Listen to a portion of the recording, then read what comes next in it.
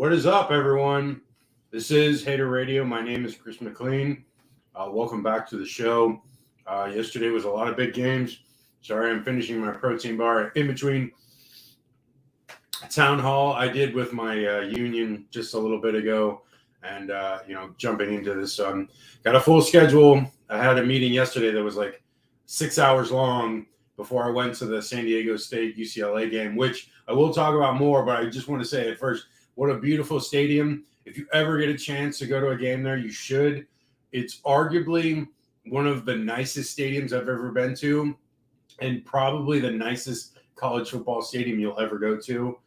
Very similar to the stadium in San Diego, Petco Park, the baseball stadium for the Padres. So if you ever get a chance, you should go because it's a phenomenal stadium. A lot of great vendors, just a great layout. The way there's a lot of great sight lines. It's really not a bad seat in the house. I had talked to someone there that it might be potential if they build up with the stadium, that they build more seats, that they could potentially get it up to like 50,000 seats, which would be remarkable, which is a nice size stadium. And then you never know, maybe get something else big in there besides just the San Diego State Aztecs football team. And I believe they have the women's soccer league team there and potentially an MLS team too. But regardless, let's get into week 2. It was a very great day of action. I tried to review it all. I couldn't get to everything because of, like I said, I had all these meetings, so I didn't get a chance to get to every single game that we put in our highlight for this week. So the first game I wanted to talk about is the Illinois-Kansas game. Kansas had control of this game pretty much throughout the whole thing. Daniels, the quarterback for Kansas, looked awesome, right where he was at last year. They had a back-breaking touchdown at the end of the half that pretty much plus a field goal to start at the third quarter. So that double dipping, that getting a score before the end of the half and then scoring right at the beginning of the half, getting the ball back is a huge backbreaker as far as the rest of the game. Kansas was in control of that game for the most part, and they ended up winning 34-22 or 23. Some other games that we highlighted, I really was excited about this one, the Baylor-Utah, because I wanted to see what Utah looked like after that win against Florida in the first week. Utah wins in a close one, really close game at the end. Utah wins 20-13. They had to score at the end of the game really to take that one over, but remarkable win considering they're still without Cam Rising, and they Johnson, the quarterback, technically the fourth string quarterback, came in for Barnes, the third string quarterback, and did quite well. They forced some key turnovers, and especially at the end of the game. So they get the win there, 20-13. Colorado, Nebraska, what can I say? Turnovers really killed Nebraska early, really prevented them from getting any momentum there going. They were moving the ball, but not able to punch those in because of the turnovers. Colorado was in control, even though despite that. And I don't think Nebraska is very good, but this now lends itself to Colorado has got a lot of momentum coming into next week going against Colorado State. Their schedule gets a lot harder after that, but Colorado won that game 36-14. So, Shedeur Sanders looked really good, had a lot of yardage. Again, I don't think Nebraska is very good, so it's really a struggle there to see how good they're going to be going up against the better Pac-12 teams, because now the Pac-12, I believe, as of today, has 8 ranked teams, which is remarkable considering that, Pac-12 this is the last year. This is the last dance. So, okay. So going into the next game, which is I had the Wake Forest Vanderbilt game. Not that much of an interesting game. Vanderbilt was all right in it, but I would say that Wake Forest looks steady. They definitely have the potential to knock off Florida State, which I think is in the future for them. The game is in Wake Forest for that Florida State game, so potential there. Moving forward, Iowa State, Iowa. This is one of those games, old school, low scoring. Defense makes a lot of plays. There was a pick six that was the difference in the game. I don't think much of Iowa. I never really have because their offense is so putrid, especially the last couple of years. But, the defense is strong and they can keep them in games. So they could go, I don't know, I guess 8-4, 9-3. One of the games of the day I thought was the Miami-Texas A&M game. What a game. I mean, just remarkable game, back and forth. Texas A&M had a lead in the first quarter. They were up 10-0, and then Miami just put it to them. Tyler Van Dyke had a huge day, put up a lot of points. They win 48-33. The game was a little bit closer than the final score probably shows, but definitely a really good game. Miami, I thought they were left for dead after last year and that Mario Cristobal would be in trouble. He had a really good recruiting class to finalize last year. But then coming into this year, recruiting was kind of lacking. It still is kind of subpar to what it was last year because last year was a top 5 class, depending on the recruiting service ranking. But this year, they got an easy game to start off with, and then it's like this big game like they had last year with Texas A&M. So it's the 1-1 here, one home and one away, and Miami looked good, and it sets up for the rest of the year, and it may help him with recruiting. And Mario, you never know. I mean, this could be at least an 8-4, 9-3 team. They play Florida State. They play some other good teams like Clemson. So there's going to be a challenge on their schedule. The goal for Florida State and Miami is both getting to the ACC championship game, which is attainable for both of them. I like Florida State's chances better because they have an easier schedule, because I think Miami has to play North Carolina as well, which is a tougher task considering Florida State's schedule. Okay, so moving on, Tulane, Ole Miss. Interesting game because, these two don't play each other a lot, even though they're right next to each other. Ole Miss ends up winning 37-20, but it was a lot closer than that score shows. Pratt didn't play for Tulane, which is a shame because if he had played, the game might have been a lot closer, even though it was close anyways. But Tulane was up regardless of him being there, 17-7, and Judkins for Ole Miss, man, the guy is a stud, and will definitely be playing on Sundays. The fourth down call by Kiffin to go for it with 4 minutes to go, huge, because it was at that point the game was still close. If they don't get it, Tulane's got all the momentum, and then you can take the chance to get the win outright there if they get the ball back. But not only do they convert the first down, but then they get the touchdown right, subsequent with the conversion. And so that was pretty much it. They had a late field goal, 56-yarder, which is a huge field goal for a college kicker, goes in. And then there was a fat guy TD at the end to widen the score. So good victory by Ole Miss. Again, being an SEC West team, your schedule is very tough regardless of your non-con, and their non-conference schedule here with Tulane is quite a remarkable game considering how well Tulane has played the last couple of years, and specifically last year. Moving on to NC State, Notre Dame. I've been talking about Notre Dame all year, and Notre Dame is definitely a team to watch. Potential playoff team. Sam Hartman, potential Heisman candidate, maybe even potential winner. So he is the truth, man. The kid is a stud. He's just been a difference maker for Notre Dame. He takes Notre Dame from a top 10 team to like top 4, maybe even potential national championship caliber team. So that is the difference between that roster last couple of years until now. They have not had the level of quarterback play Notre Dame has since, I don't know, ever in my lifetime. This is top tier stuff right here. And I love Sam Hartman. I think he's a stud, and I think he's going to be great for them. Estime for their running back, for their running game. But man, he's a stud. Huge guy, like very large guys, like 240, 235, something like that. Runs the rock well, just a force of nature. They also had a bunch of interceptions, pretty much changed the game. They ended up winning the game, I believe, 45-24. So solid victory for Notre Dame.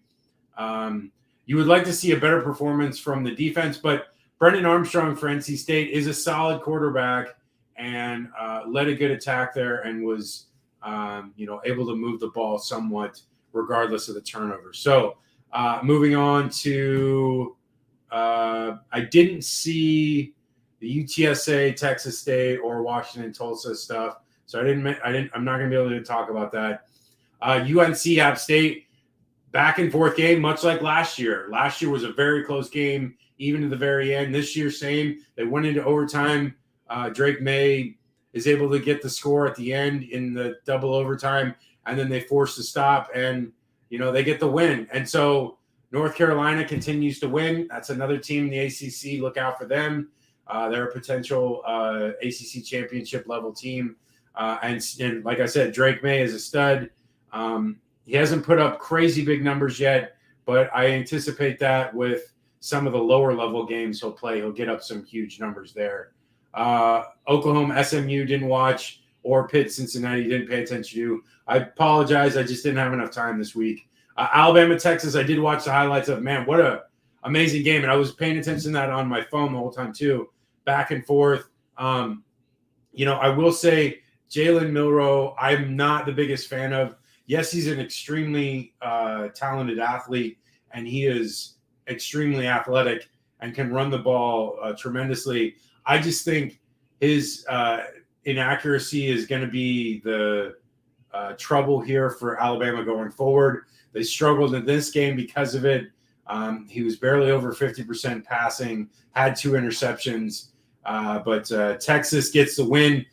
Quinn Ewers looked great. That's a potential Heisman candidate right there. Going forward, Texas has a huge leg up for the rest of the season. This was a huge stepping stone for Texas. Last year, they struggled in the game to put up points, largely because Quinn Ewers was out and they had their backup in. This year, he was in the whole game, was throwing dimes just all over the place. Just tremendous effort from him and to give them the win. He put up, let's see, I'm trying to find the stats here. He put up 349 yards with 3 TDs, 24 of 38. Just a tremendous game in a big time setting in Alabama, or in Bryce Denny. I can't remember the name of it. In Tuscaloosa. There you go. So, great game from them. We'll see how they do the rest of the year. But look out for them for the Big 12 championship potential. Get into the championship game there. As far as other games, Texas Tech, Oregon, interesting game, back and forth. Oregon played well. Bo Nix did remarkably well in this game. They scored. They hit that field goal at the end. Texas Tech had an opportunity to try to score, but they couldn't. And Oregon wins, in a very close game. And, Oregon's a sneaky good team that, is not getting a lot of pub because they're the 13th ranked team right now. But, a 38-30 victory over solid Texas Tech team on the road is a very good victory. Boise State, UCF, I just saw the ending. I didn't get the whole highlight package. Very low scoring game, but UCF wins. And UCF wins, I believe, by 2 points because they were down by 1.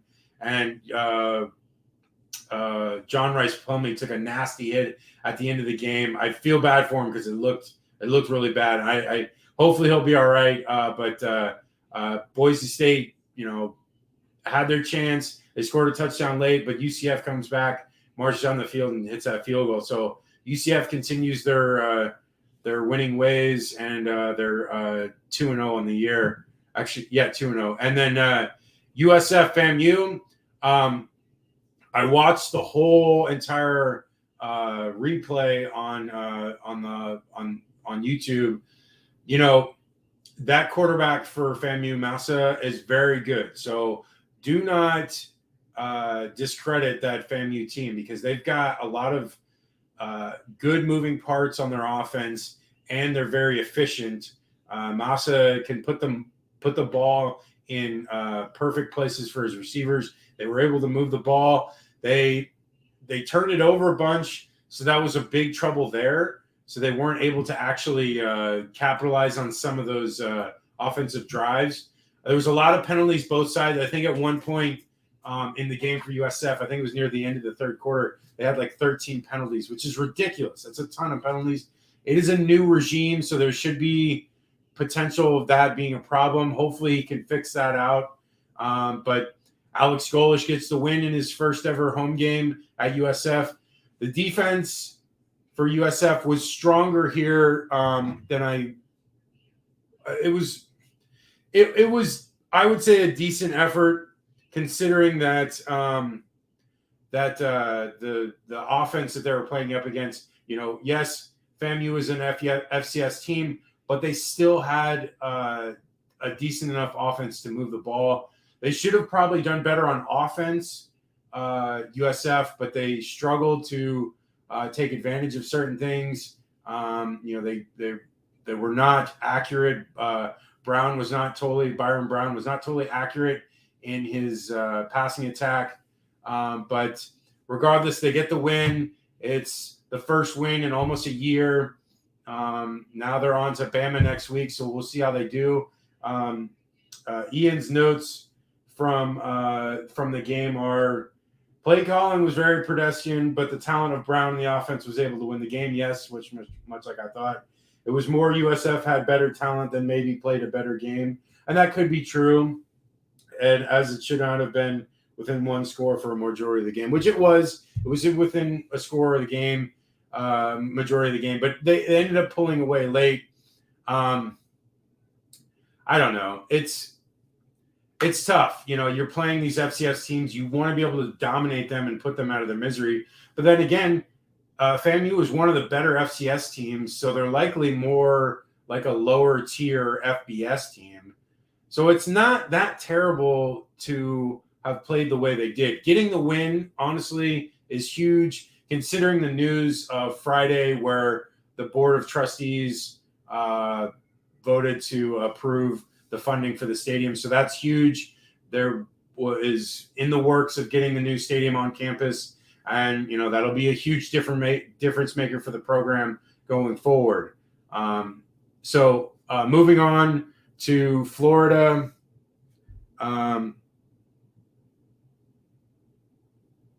There's my Florida lights. Florida beats McNeese State. Again, this is a bad FCS team, so they should dominate. They won 49-7 with McNeese only scoring off of a late turnover near their end zone that they were able to capitalize in. But the run game looked very good. Defense was nearly perfect, like I said, outside of that late touchdown, and they even got a safety. So technically, they almost outscored McNeese 2-0, but the late TD. Ricky Purcell put up a big game. He had, I believe, nearly 100 yards or maybe over, and he had a long TD there set up by Graham Mertz on the long throw. Mertz was efficient, effective. The run game, like I said, was great. So it sets up well for next week against Tennessee, and we'll talk about that coming up on Wednesday. But, having a tough game like Utah was really it sucks, because it's like normally most of the rest of the teams in the country had a layup game the first week. So it's easy to, get out some of the kinks and, prepare a little better, see what things are happening. And, it just wasn't in the cards. They had to play a tougher game. But you know what? It's a loss. It's not the end of the world, because even if they, they're probably not going to be a playoff team, but, they have an outside chance of getting in the SEC championship game. So they just need to keep winning those games, which they haven't even started playing SEC games yet, which they have the potential to get in that game if they keep up a good win streak here. Obviously 1-1, it's not the end of the world here. They struggled, at Utah, but they looked a lot better against McNeese State. Take it with a grain of salt because of the fact that they're playing, a terrible team. That it is what it is. But look forward, like I said, to Tennessee next week, and we'll see how they do. Ian's thoughts. The offensive line and run game really rebounded. The passing game wasn't overly great, but the dump out options were very effective. All around, great game and stuff to build on for next week. Yeah, exactly. So let's move on. Okay, so last couple of games here. I got Washington State, Wisconsin. I didn't watch the results of that, but I know Washington State won that. So tough start for Luke Fickell there. So we'll see how he does the rest of the year. I don't envision Wisconsin having a great year considering this result. The game I went to, San Diego State and UCLA. UCLA looked phenomenal. Dante Moore is a huge star, just showing glimpses now, but he's going to be – he's an 18-year-old freshman who just looked amazing in this game, had at least 2 touchdowns and one, amazing long touchdown that was just perfect throw. The guy was wide open, but still, the kid is just a stud, and he's going to be great for years to come. He's got at least after this year 2 more years. I'm excited for UCLA's future. There's a lot to look forward to. The run game looked great. Steele, their running back, phenomenal. Just a stud of a running back. The defense looked great. Stuffed them on a lot of opportunities, forced punts, and, just a great game all around for UCLA. I'm surprised they're not getting enough pub because, again, they're a West Coast team, so they don't get as much credit for what they do well. And they're a very good team. And now that Moore has solidified himself as the starter, look out for this team going forward. They have a ton of tough games.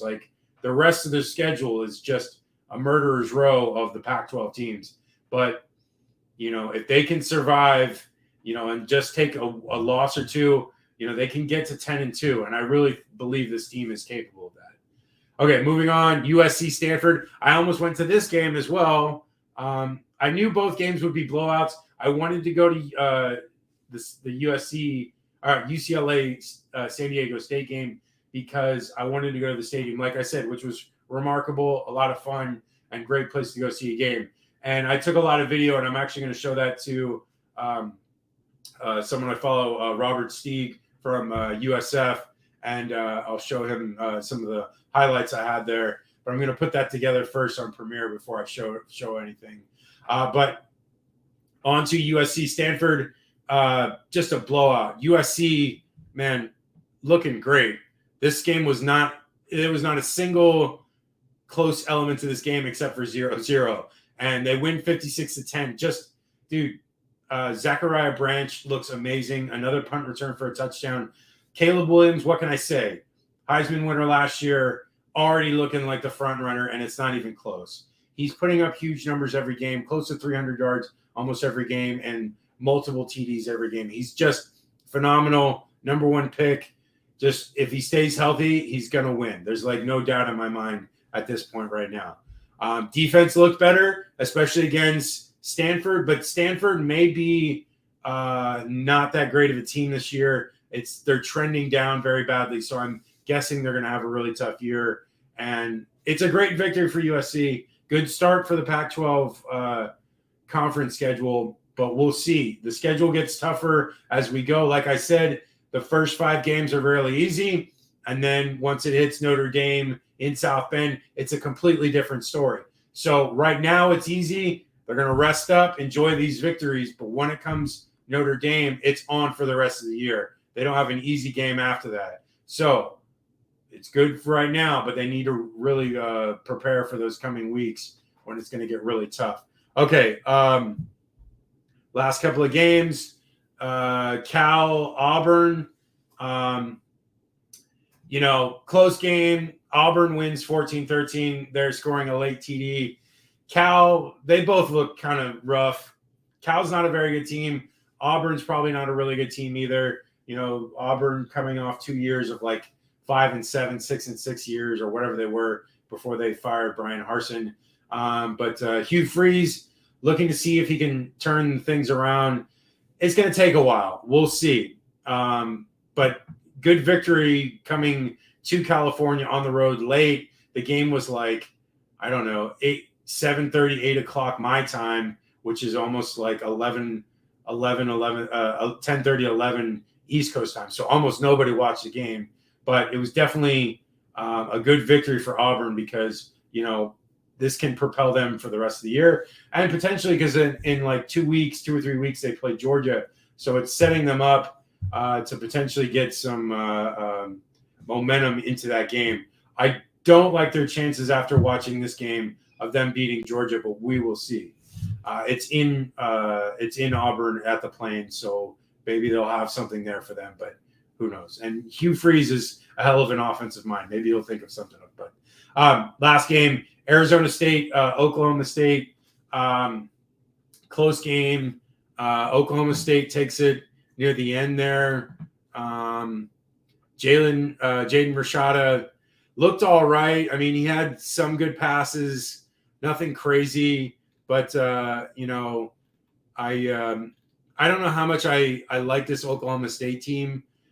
They're definitely under the radar right now because of Texas and Oklahoma, but I can see them rebounding after last year's struggle. So we'll see. So Oklahoma State beats Arizona State. Arizona State, again, it's a team I don't think too high of. I think they're going to go like at best 5-7, maybe 6-6. Okay, so real quick, we're going to do the Heisman or the playoff teams. Ian has for his playoff teams, he has USC, Texas outside of the top 4. Then he has FSU 4, Ohio State 3, 2 Michigan, 1 Georgia. Ian, if you're listening to this, I don't know how you have Ohio State there. They looked bad this week. They looked bad last week. They're looking bad against inadequate opponents. So we will see. The rest of those teams I do agree with. I would add what I have in my list is Notre Dame in that list. But I have USC, Notre Dame, Texas, Michigan as the top 4, and then Georgia, FSU outside of that. Okay, Heisman teams or Heisman players. I think I'm going to go with I got Caleb 1, Sam Hartman 2. Jordan Travis had a tough game, so I'm not going to put him there. I think he's gone out of the list right now. And then other players, I think those 2 are really the best I've seen so far. I like Michael Penix Jr., of course. I've been a huge fan of his. As far as other, Tyler Van Dyke looks pretty good. Shedeur Sanders, I would say, for these last 2 weeks, Shedeur Sanders and Tyler Van Dyke are up there right now as far as potential. Bo Nix looked really good as well. Bo Nix had 359 total yards and 2 TDs. That's a really good day. Joe Milton struggled, so he's completely off that list. Jordan Travis, yeah. He had 175 yards passing against Southern Miss. Yikes. So he's gone for now. So we'll see if he comes back. He's going to have huge games against big teams. The last thing I want to say, Penix's numbers. Michael Penix's numbers against Tulsa. They won pretty big. And Penix Jr., 409 passing yards, 3 TDs. There you go. Right there. Michael Penix Jr., I'm going to have him number 3, Sam Hartman number 2, and then Caleb Williams number 3. So that's the 3 right now that I have as big teams going forward. So with that being in mind, that is the show. Catch us next week on Wednesday, or this week technically on Wednesday, 5 o'clock Pacific, 8 p.m. Eastern. All the formats, YouTube, Facebook, Twitter, Also, catch us online at haterradio.com, at hater_radio for Twitter and Instagram and TikTok, and also haterradio1@gmail.com for email if you want to email us. Also for YouTube, it is just Hater Radio, just one word, at Hater Radio. If you type that in, it should come right up. For Facebook, it's Hater Radio CFB. So that is everything. That's the show. I'm Chris McLean. Hopefully Ian will be back on Wednesday. We'll talk more about these games coming up. I'm looking forward to the Tennessee-Florida game. I wanted to go to this game, but I changed my mind. So either way, I'm looking forward to it. And there's a bunch of other big games coming up. So we'll see you. Take care.